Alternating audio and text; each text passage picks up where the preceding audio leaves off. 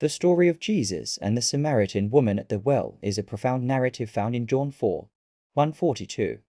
This encounter not only highlights cultural and historical tensions between Jews and Samaritans, but also provides valuable lessons on acceptance, grace, and the nature of true worship. Here's an overview of the context, the story itself, and its implications for today. Historical context. 1. Jews and Samaritans. The animosity between Jews and Samaritans dates back centuries after the Assyrian conquest of the northern kingdom of Israel in 720 BCE. Many Israelites were exiled, and foreign peoples were settled in the region.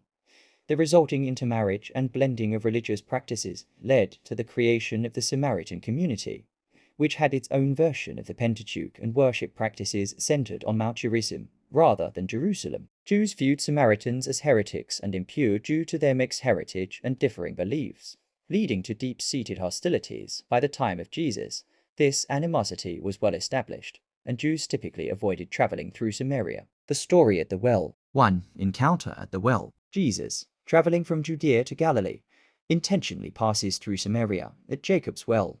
He meets a Samaritan woman who comes to draw water at midday, a time when most women would avoid the heat and social scrutiny. Jesus asks her for a drink.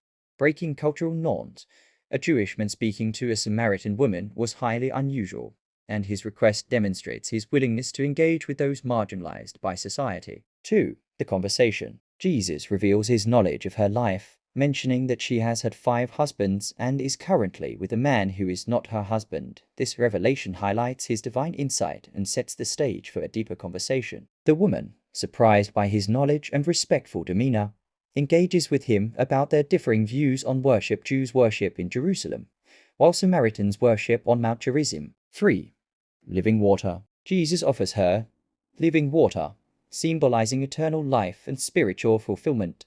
He explains that this water will quench her thirst forever, pointing to the deep spiritual need that goes beyond physical needs. This conversation leads to the woman recognizing Jesus as a prophet and ultimately the Messiah. 4. Transformation. After their encounter, the woman leaves her water jar and goes to her town to share her experience with others, inviting them to meet Jesus.